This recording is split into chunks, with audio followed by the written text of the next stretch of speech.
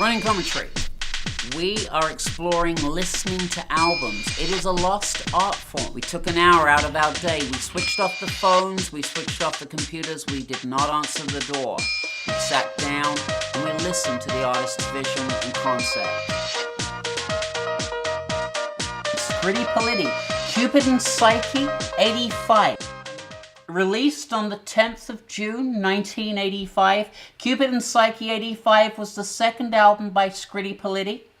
It reached number 5 on the UK album charts. It was recorded between 1983 and 1985 at Minot Sound, the power station Atlantic in New York, Eden, Wessex Sound, Psalm West, Psalm East in London. Their label was Virgin in the UK and Warner Brothers in America.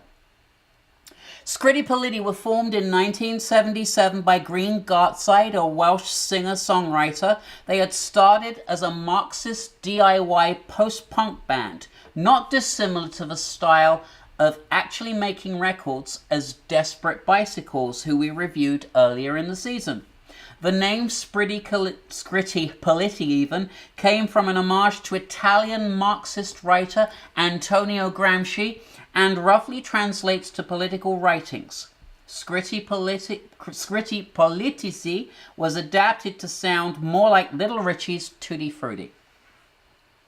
The band had handmade their own records on their own St. Pancras label, and later, on the strength of their Skank Block Bologna track, picking up airplay on John Peel's Vital Radio 1 show, Jeff Travis signed them to Rough Trade Records. The original guise of the band had changed in the early 80s as Green began to question the relevance of their bookish independent collective and started during a 9-month convalescence period to listen to Black American pop and do a massive 180 in relation to their approach to music.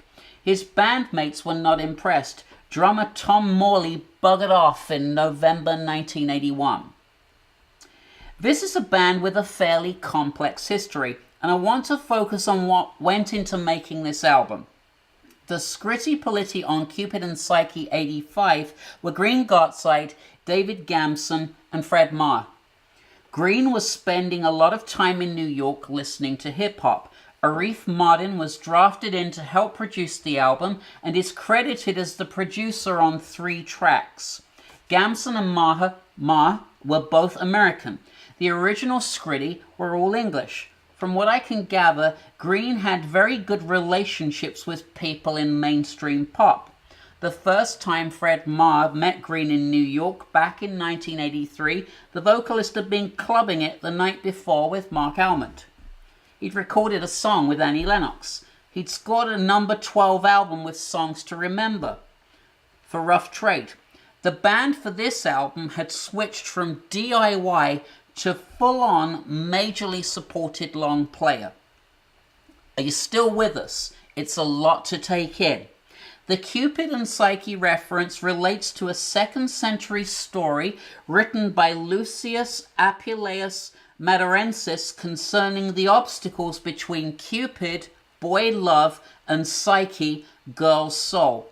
Green breaks the myth down as essentially saying the two would stay in love as long as they don't find out too much about each other. Naturally, they break that rule. Cupid flies off, and Psyche goes off for all eternity to find him. Scritti slap 85 on the album title to bring it into the then, now, and hey presto, you have the band's most successful album to date. I want to bring in here somebody who'd requested the album, and we asked Rasheed Ogunlaru to join us for the review of Cupid and Psyche 85. Welcome, Rasheed, from London. A real pleasure. Thank you, Marshall. Delight to be here, and I hope all is well. Why don't you tell us a little bit about what it is that you do and who you are? Sure. Well, I'm a life coach, I'm a motivational speaker, and I'm the author of a book called Soul Trader. So basically, I help people move ahead in their life and their careers. But my other side to who I am is that before that I was a singer and performer, and I still sing and perform. So music is close to my heart, dear to my heart. And this album that we're about to review is dear to my heart because I have to admit that I remember it. Very good. And let me If people want to find you and your work, how could they go about doing that? You can find me on the internet if you type in Rasheed, Rasheed, Ogunlaru, Ogunlaru, into any well-known search engine. You'll find my life coaching work, but you'll also probably find my music as well. Excellent. So, as this was something that you requested, and we are happy to be on board here with this album, why don't you start us out with the classic Scritti Politti single, even, The Word Girl. Yeah, The Word Girl, as I understand it, was the biggest hit from this album. I think it may have been about the fourth or what have you single. I'm sure you'll know more than me. But this is the album, this track starts the album, and it is cool, it's fresh, it's bright, it's melodic. I mean, and it's interesting, your intro at the beginning is quite apt, because what you get from that intro that you gave is that Green Gartside put a lot of thought between their Songs to Remember album, which, by the way, is well worth a listen to anyone who's a fan of Scritti and so on, which is far more out there and edgy in one sense. And he really wanted a cooler sound. And by the time you're a few seconds into this, you hear it. It is polished. It is pop. It's pop perfection, the album. And this is a lovely start. It is just really rounded. It's heartwarming. Scritti Politti, well, they weren't one of the biggest groups of the 80s. They really made their mark, and it's interesting you talk about all the people he was hanging around with. It's no surprise, because of the clarity in the musicianship and just his confidence in his songwriting. It's a great record. I've put here that back in the days at Woolwich Polytechnic, a comprehensive post-smash hit single review glow, fellow Naismith classmate Darren Ogier and I would walk around singing this at the top of our voices, together with Walking on Sunshine by Katrina and the Waves. The closing part of the song is genius. The lyrical content of the song deals with how the word girl featured culturally at the time. A word for what you lose when it was never yours. Aretha Franklin is clearly getting a lot of love from Green, as once again he can't help himself referencing her in the line, "She found a place for you along her chain of falls." A number 6 song in the UK, I think this deserved to be a bigger hit. For me, it was definitely one of the highlights of 1985. I believe Scritti's stopping and starting with releases hampered their ability for their flower of success to truly blossom. Yeah, I mean, I really agree with that. And I think the last thing I'd say, you alluded to that outro, but this cool reggae-ish outro with the guitar, "Oh, how your flesh and blood, oh, how." It's just melodic. It's just like eating sugar cubes. Their stuff is so sugary but sweet in the best sense of the word. Hypnotize is the third single from the album. I haven't gone in a track order here, Rasheed, so just to give you that heads up. I'm now with Hypnotize. The third single from the album, I think, was largely a mistake. Putting myself in Virgin's or Warner's shoes, I'd imagine they decided to go with the 3 Arif Mardin singles as an exercise in continuity. This really is tepid after the strobe-like dynamism of Absolute, and to my mind is only rescued by Green's quirky vocalizing on the bridge. Yeah, I think you're being a bit harsh on this track. I mean, it's a good record. It's not as good as some of the other records on there, and I didn't realise it was a single until today. But what you do notice about this song, like all of the songs on the album, there will just be, Green has this way of, there will be certain lines that will just perk your ear up, how could your nothings be so sweet? He's just got a brilliant way with words, and in fact, we'll discover that as we explore some more of the songs. But I think Hypnotize, it's cool, it's fine, it's not the strongest song on the album, but it's not a letdown, it's not a filler. Great. I mean, I don't agree with you, but yeah, I mean, that's why we have you here to hold up your end. There are definitely going to be things we don't agree on, and that's the beauty of a democracy, people, is that we can all have different opinions and still be friends. Very important. Life lesson. Would-be's Pray Like Aretha Franklin. Scritti took this to the top 10 in spring of 1984. I don't dislike it, but of the 3 UK singles associated most with this album, it is my least favourite. The hip-hop style sampling reminds me of Malcolm McLaren. The instrumental middle eight stands out as memorable. Green's obsession with the divas is admirable. However, I find any obsession with divas tiresome and unnecessary. Yeah, I mean, for me, this is just a great song. I mean, this was the breakthrough here. I mean, it's a great vibe, great beat, great guitar. And I think the thing that you realise listening back to it now is how rich and how distinct Green's vocal is. I mean, you know, in an industry where you've got to have a great distinctive vocal, there's something about Green's vocal and that is really, really fantastic. I mean, it's just, I mean, what maybe we should comment on here is just how extraordinary, out of this world, the production on this album is. And it's quite right that we name check Aretha Martin as you've done, work with the Aretha Franklins, the Chaka Khans. This album just shines. I mean, and this song is just, I mean, even though that whole era was full of shiny songs, their production stands, you know, in the top 10 of production of stuff from the 80s. This is a great record. It's catchy. Each time I go to bed, I pray like Aretha Franklin. And great to bring somebody like a soul diva to the attention of lots of people. Bear in mind, up until around that time, she'd been in semi-retirement. So it's great to throw a name to make people go back and extend their record collection, perhaps. And maybe you did everyone a favour there. Yeah, I mean, and again, it's one of those things where I don't dislike it. I think it has a lot of merit in its individuality.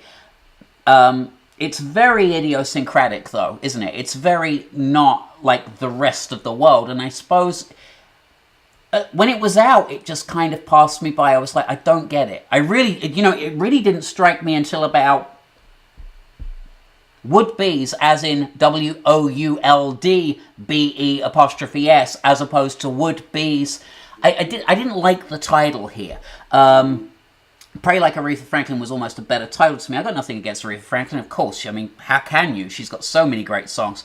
It's not that. It was just so out there for me. But I do agree with you that the production here is something that you cannot argue with. But I do think it's also part of that thing that we talked about on the I Feel For You album, where it is so... It still stands up as a production, but it's so sealed in that time capsule. And I think some of those productions, not so much this one, I think I Feel For You really was tied in production. This has stood the test of time, and certainly on other tracks we'll talk about how the production has stood up, I think, in other songs a lot better. But this song for me is still one I'm coming to grips with. I don't know how I really feel about this song and its subject matter, and okay, I understand that a lot of songs from the 80s had a throwaway feeling, and I think that that's where I struggle here, is that it sounds like he's just sort of singing it for the sake of it, because of the vocal, which is so tied in with that 80s kind of vacuous, even though his vocal's great. We're not criticizing Green here. And by the way, Elton John is a huge fan of this album, and Elton can be really spiteful, so let's just be very clear to Elton John. We're not slagging off Scritti Politti here. We don't want Elton to get upset, because he gets very upset when you attack people that he likes. He loved this album, and said it was the only synth-pop album worth buying. But, And you know what, Marshall, I think that there's something about that I think maybe with this song, that there's something about its quirkiness, and that meant that for me, certainly at the time, that I could kind of identify it with, again, here was a band that came along, they had a different kind of a sound, a different approach. They were still relevant, they were still very poppy, still very melodic, but they were very different. And for a British band to have, I wouldn't say the production quality has an Americanness to it, but I wouldn't necessarily, it is American, it just has a real wonderful internationalness. There's something about that song that for me, I found quite hypnotizing. It really did the job for me, Good, no, great. And listen, as we've said here, it's all about differing opinions, and I'm not against Scritti Politti. I really like them, and what I like from them, I really like, and you know what I'm like when it comes to that. So, just because we're not going in track order here, next up on my list was Flesh and Blood. Why don't you lead us in here with Flesh and Blood? Oh, now that means if you've got Flesh and Oh How Are Flesh and Blood, isn't that one of the remixes? This is the ranking end. So this was track 10. And I included it only, let me tell you what I've put here, that this wasn't included on the vinyl version, but we will briefly touch on the song here. Reggae MC Ranking Ann is toasting here, and she can't be criticized. She's 100% genuine. Green has said he knew she was stroppy and probably wouldn't approve rhythmically. They take the backing track to Word Girl and have her toast over it. I think maybe a dub mix here would have worked better. I like it, and it's interesting, isn't it? Because you highlight the fact that there are different versions of this album, and then one where there's a number of other remixes on it. I like it, don't like it as much as I like the Word Girl, but again, it's different. And again, what's beautiful about it is that Green brings, at a time where crossover and collaboration wasn't necessarily the thing between different genres of music, between, let's say, reggae and pop, I think Green does us a favour here by doing it here. So again, Green's kind of ahead of the curve in many ways in terms of bringing black American music to white British pop and making it work. But I really, I like it, although I don't like it as much as the original track. And maybe it takes us into this real space of different kind of styles of remixes that would happen come much later and come the 90s. So it's really interesting of where remixes might go in all sorts of directions come the next decade. Yeah, and you've also got to admire from that period, those remixes, you know, would go on to shape whether a song would succeed or not, because it would be a certain mix of a song that would ultimately end up succeeding, whereas the original single, you know, for example, Simon Climie plays keys on some of these tracks here. Climie Fisher completely relied on mixes. Climie Fisher just would not have worked without their remixes. So, you know, and it kind of ties in that sort of lineage there with them. Perfect Way is the next song. Why don't you lead us in with that? Well, I so loved Scritti Politti that I bought Perfect Way. And there's a number of things we need to say. Although I didn't intend to buy Perfect Way, I intended to buy the record which preceded it, Absolute, which we'll talk about. But what I've got to say about Perfect Way is that I think Perfect Way has one of the best lyrics in all of pop music. Green Gartside's ability, you know, he can write throwaway lyrics, and we've touched on that before, sometimes with would-bes, but he can write the most incredible lyrics. Maybe tomorrow the next letter, or when the weather gets better, I've got to wait here for your moon to turn blue. It's just full of lyrics, amazing lyrics. I took a backseat, a backhand, I took her back to the room. I better get back to the basics for you. Got a conscious compassion, you've got a way with the word, you've got a heart full of complacency too. I mean, he is just showing his lyrical genius. And there's something around, I've got to wait here for your mood to turn blue, and, you know, he's just brilliant lyrically, and I love lyrics. I love when somebody's got a great command of the English language. For me, there's only a handful of people who can write lyrics better on their day than Green Gartside. I mean, Joni Mitchell's one of them. But he's on form on Perfect Way. Right, and it's interesting. I should also mention this is an album that you've lived with, right, for 30 odd years. So I'm again, just to be clear here, because this is why we do the joint reviews, is so that people who've had the album for 30 years and say, how dare you say that about my favorite song, or how dare you not appreciate. I heard it 3 times, and so that's not the same as somebody who's lived with an album and it's been in their record collection, and we observe that here. And listen, I am one person, and I am doing my review, and I'm not disagreeing with any of your views on what the music is, and Rasheed is here for that precise reason, to stand for you Scritti fans who, you know, think he's the best thing since sliced bread. On Perfect Way, I have put that this song narrowly missed the top 10 in America. It perfectly demonstrates exactly the kind of quirky pop hits British bands were having in America at this time, although let's not forget Scritti at this point were 2/3 American. The song didn't fare quite so well in England, and I can understand why. The magic of the word girl was a tough act to follow, and stylistically steered away from the almost commercial certainty of pop reggae fusion. Personally, for me, I feel this is a harmless pop throwaway. It lacks the impact of Absolute, but I'm not dissing it. It's quite okay.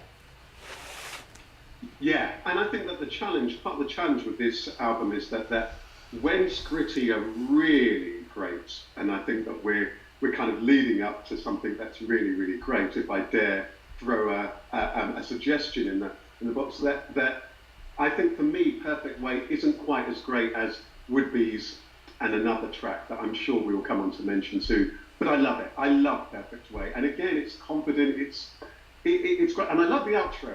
I've got Perfect Way to make the girls go crazy in the way it saunters out. I love that in a record. Cool. So yeah, of course, the gem is Absolute, which is a disco classic, perfectly produced and executed. I am a huge fan of the background vocals on this song. I feel like it should have been a much bigger hit. The middle 8 instrumental section is mysterious and effective. The Art of Noise style vocal chop at the end of the track still works. My favourite Scritti Politti song is Oh Paddy, but Absolute is a close second. It's in earnest and delivers this brand of pop confection most effectively. Yeah, and my favourite is probably those two in the reverse order. I mean, Absolute for me is one of the best records, pop records, pieces of production of the entire 1980s. This is just an absolute gem. I mean, the melody, the beats. I mean, it's funky, it's urban, it's pop, it's kind of what we've become like. I'm almost wanting to use the word R&B, if that term had been kind of relevant at that particular time. I mean, it's hard to speak high enough about what makes this song so great. It's just, I mean, there's a combination between his vocal and this really funky guitar and the beat. You know, you've got that whole sense of what's going on in terms of early hip hop here. It's just absolutely, it's exceptional. And to this day, if I'm thinking of really songs that will really lift the spirits, I'll put this record on to this day. It has that kind of place in my psyche. It is psyche, play off that word. It's exceptional. It's exceptional. Good, great, and I think we agree on that. I think that's a high five there. We do agree on Absolute. Small Talk. This is nice. I love this. There are these little lines. I love that. Small talk. Get up and do something death-defying. I just love it. You know, he'll just every now and then just throw. I heard a whisper in careless talk, blah blah blah, and then it's got do do do do do do. You know, it's this lovely little idiosyncratic little touches here, and I think that it's worth saying with this album, the musicianship and the keyboard work. The melody, I think very few bands have, especially in their height, as in here on this album, have got the command of melody that Scritti Politti do. I mean, they're just, I mean, it's a gem. It's a beautiful song. It's great fun. Nice second track on the album. Small Talk is a song I enjoy the instrumental aspect far more than the melody line.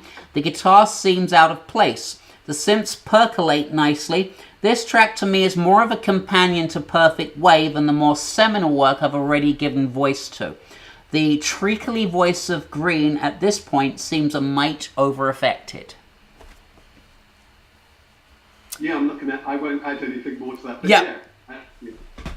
So next up we have A Little Knowledge, which is a slower song. Decent enough. Let's mention some additional background singers here, album background singers. BJ Nelson, Tawatha Aji, and Fonzie Thornton are in attendance. Simon Climby, like I said, plays the Fairlight CMI throughout the album. Simon goes on, of course, to write I Knew You Were Waiting for Me by George Michael and Aretha Franklin, and then had two top 10 singles with Climby Fisher. Simon and I had the same solicitor in the 90s. So it was interesting to see him pop up here on this album. Robbie Buchanan is credited for keyboards on these songs. Steve Ferrone on drums. And just to clarify, these are additional musicians, as Green also played guitar and keyboards. David Gamson was the keyboard whiz. And Fred Marr handled drums, synthesized drums, and the Roland TR-808. Just to go back to A Little Knowledge, I think the twinkly synths would have been better replaced with orchestral pads to enhance this song's capabilities. A Little Knowledge is absolutely beautiful. It's a beautiful ballad. And the sauntering of the vocals between Green's beautiful vocal, that kind of very much natural kind of semi-falsetto, and the BVs, that who he kind of duets with. It's absolutely beautiful. It's tender. It's earnest. I love the way how the song kind of progresses. It unfolds. It's just really, really beautiful. It's really tender. And then there's a little. It's at the bridge. There'll be a day, lovers away, when he will hold you and mend a broken heart. It's just really, really, really beautiful. And then it just lifts and lifts toward the end. And it's. I think that for me with this album, hearing an album like this, being aged 14 or so, and having an album that you can really listen and live with, and that really is bright, but it's got some ups and downs, but it is really nice for you when you're a teenager. It's great. I love A Little Knowledge. Oh, good. So we have Don't Work That Hard as the next song, which seems to take a leaf out of the Sussudio playbook. It's reverbed within an inch of its life. Green's vocals are drowning in the arrangement. It's nice enough, but it's cut from the same cloth as Would Be's, and to my mind is nowhere near as effective. In the outro, When I Think of You by Janet springs to mind, and yes, fact checkers, I know that this came first, but overall what this song lacks is originality.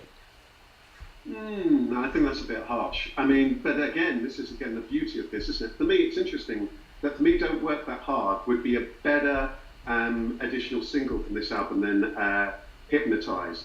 I love the way this comes in, and then I love the power. I love that. It's confident, it's fun, it's playful, it's great fun. You know, and it is a nice chunk of what makes the 80s really great. Lots of songs that are just fun, they're enjoyable, they're playful, but underneath that is great musicianship. And I love the fact, Marshall, that you talked about the range of different musicians within this album, because it shines. I mean, as a piece of work, to go into a studio and come out with a set of songs that really shine like this does, it's no mean feat. It is for me, it's one of the most well-produced albums of the 80s, of the albums from the 80s that I've heard. I like it. I really enjoy it. In fact, every time it comes on, I love the way it begins, and I'm like, oh yeah, this is another one of the tracks that I really like. Good album track.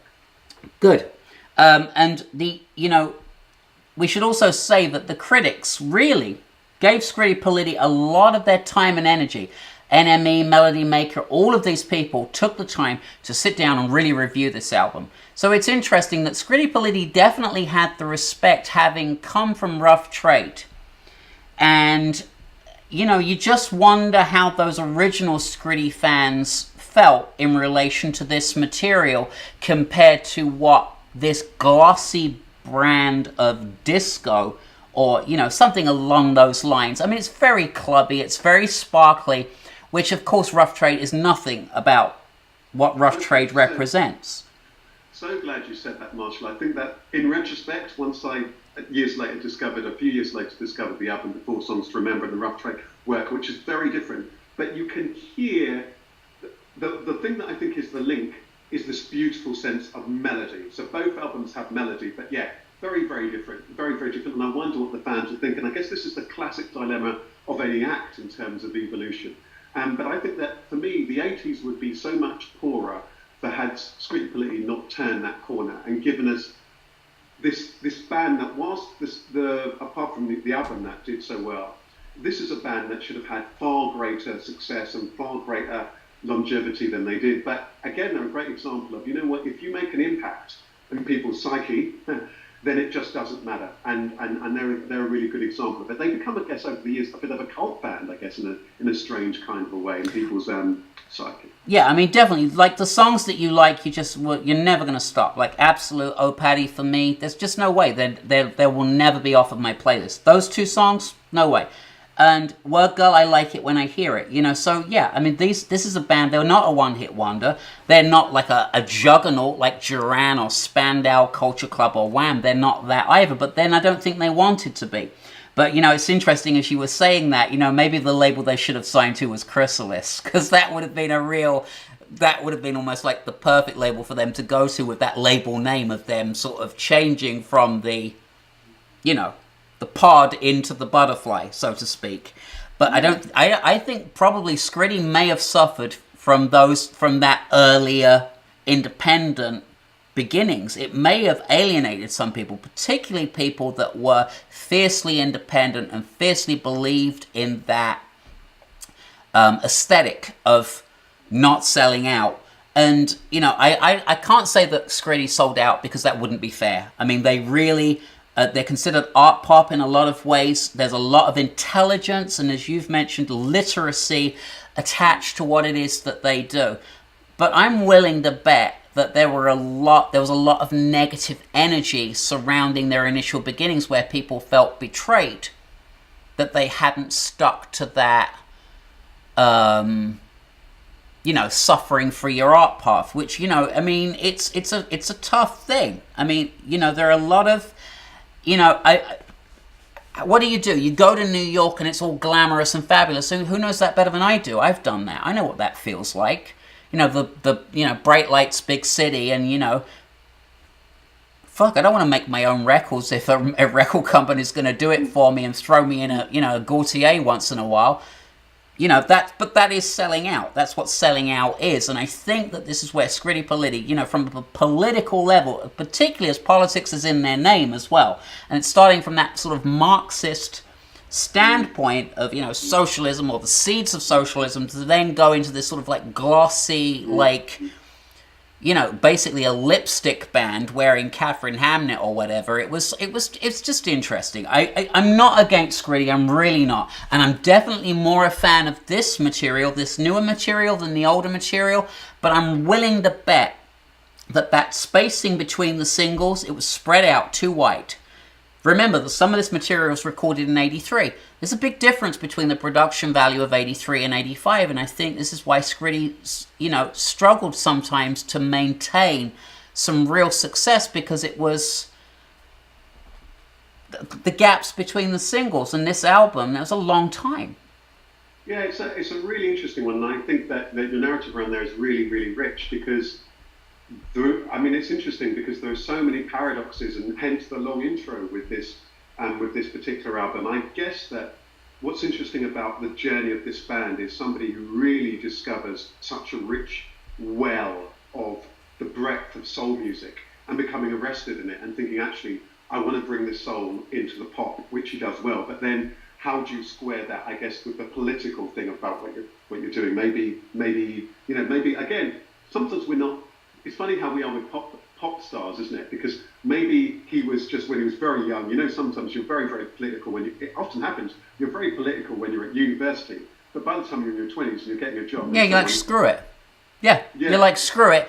And in some ways, that is also, a representation of mainstream culture. So, you know, I'm not dogging him here, I'm just making an observation. Do I want to be without absolute? No, I don't. Absolutely. But maybe it's that, isn't it? Maybe there's something about that, and I think that's, for me, what's special about this band. They're a band that came along and gave us a couple of absolute gems that are anyone who was there in the 80s. Well, and here's the other thing. Let's just put it out there, as we've talked about Black American music here being what has been drawn from. And we have to say that during, say, the Reagan 80s, Black America was not feeling exactly wonderful or being treated exactly wonderfully. Maybe it appeared to Green at that time that he was trying to give voice to something that he didn't feel was getting enough recognition at that time. So, yeah, I mean, and this would explain why Elton John likes it, because, you know, he knows all about Black Americans too, in terms of Benny and the Jets. Black America made Benny and the Jets the hit that it was. So this all ties in, that sort of sensibility. I'm getting the lineage. I'm not feeling here as though I don't understand what's happening, but I'm wondering if the lack of big time success, and also did it make a difference that Virgin and Warner were were sharing the responsibilities transatlantically? Because I do think going from the word girl into the perfect way in the UK was a mistake. I don't think that was the right way to go. You had a top 10 hit. I always say this, you've got a top 10 hit. You don't drop the ball. You say, wow, we just had a top 10. You don't want to make it too formulaic, but you know that was the winning formula. Why would you then go to like the transatlantic sound when you've got this sort of reggae sound of the word girl, which is what made it a top 10? They're well, second top 10, but they're real significant first top 10. But the problem, and I think the challenge there was they'd had the big singles. You know, they'd had The Word Girl. They'd had Pray Like an Aretha Franklin. They'd had Absolute, and I think they had had The Word Girl. And so therefore, Perfect Way is a little bit of a dip. But you're so also right that maybe also Green, that the politicism became a musical politicism, because then he went off and he did far more reggae stuff. You know, a couple of independent singles with reggae artists, and then the album many years later is quite edgy and urban. So again, but I love all of these tensions that happen throughout somebody's music career, and I guess he just did what he wanted to do. But thank goodness that they gave us some great songs along the way. I recently saw, just some for your records, if you get a chance to check it out, I don't know if you've already seen this, but Green was recently filmed in a nightclub singing Would-Be's Pray Like Aretha Franklin with a pair of, did you see this, with the grey shorts on, playing the guitar? His voice is exactly the same. I've heard some recent stuff. Yeah, it's great. Yeah, good live performer, so let's give him a shout out for that. So the last track on the album to review is Lover to Fall. And I have here is that it's far more in keeping with the power of the writing on the singles. It's super poppy, but it's unmistakably Scritti, and I don't think it does any harm. Heavily syncopated in vocal delivery, I very often can't make out what Green is actually saying in the midst of that honeyed vocal, and nothing inspires me to go and look at the lyrics. That is largely to do with the production, which is glassy, glistening, and fragile, and I don't feel the lyrics would stand up to substantive scrutiny. Now, having heard what you've said, I know that you're also wrong, Marshall. If you did go and look at the lyrics, you'd find out that they would. So I definitely hear your point of view, but I'm going from the production and the fact that the lyrics for me, like, it's that sugar just makes, I wonder, listen to me, I wonder if you understand what I'm saying here. It's the sugar in the vocal that makes me think that there's nothing to the lyrics. I think that's really interesting. I think that with Lover to Fall, it's the one song, it's my still pleasant, right? So it's probably my least favourite song on the album.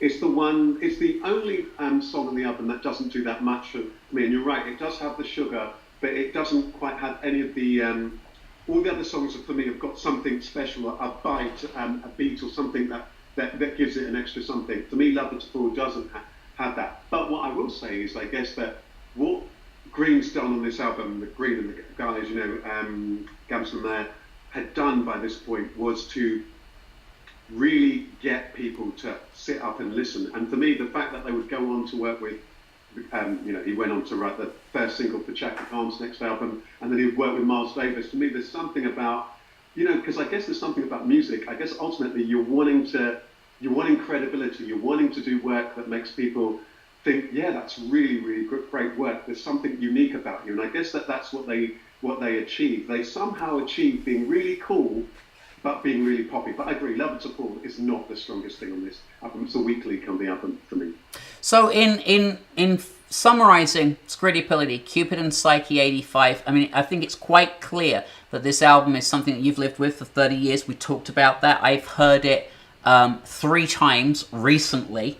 So obviously our exposures are different. We've bullet pointed that, and the reason we're bringing that up again is because sometimes people get very offended when you don't say nice things about their album and their person. They get very upset indeed. But this is not a personal attack on the album. What I walk away from here is that I love Scritti Politti as a singles band. What's wrong with that? Do I have to love the album? Is it required of me?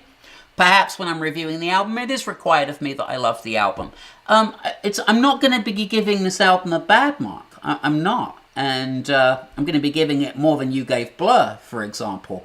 But I just think that what is good here is so exceptional that it just powers through the rest of it. Absolute says all you need to know. That tells you who Scritti Politti are. Nuts and bolts, meat and potatoes, the glamour, the gloss, everything you need to know about Scritti Politti is in that song. And if they never made another song, that would be the one. And Word Girl is great. It does a really great job. The rest of the stuff is adequate. no other real, perfect way I've enjoyed getting to know. Like, I get it, like, for you, like, I get it. And my final mark, or the running commentary's final mark, this is not the final mark because we have Rasheed here who has to also give it a mark out of 100. I awarded Cupid and Psyche 81%. Rasheed, what did you come up with as a final mark out of 100 for Scritti Polliti's album? Well, I'd agree with you. And for me, if this were just an album of 3 songs, The Word Girl, Absolute, and Would These Pray Like Aretha Franklin. Wow, I mean, that is a supernova arriving right there. I give it 80 out of 100. Oh, wow, I still gave it 1% more than you. I'm shocked. I'm really shocked. But for me, and only in the context, I'll just qualify that. I mean, I think this is the beauty of your album review show. When we're reviewing albums, we're reviewing such a breadth and depth of albums. I mean, there are some albums that there's if I'm giving this 80, I mean, and I hope that Green would agree with me. If I'm giving this 80 and I'm giving Stevie Wonder songs in the key of life, do you know what I mean? So I've got to be mindful. That's for me 8 out of 10. It's still a darn high mark. No, exactly. And so our final combined mark for Scritti Politti, Cupid and Psyche, 85 is 80.5%. Our marks are incredibly close there. We're just 1% apart, which is really interesting because I think we had very different things to say about it. Rasheed Ogunlaru, it's been a pleasure having you with us for this series of running commentary album reviews. We look forward to welcoming you back next season.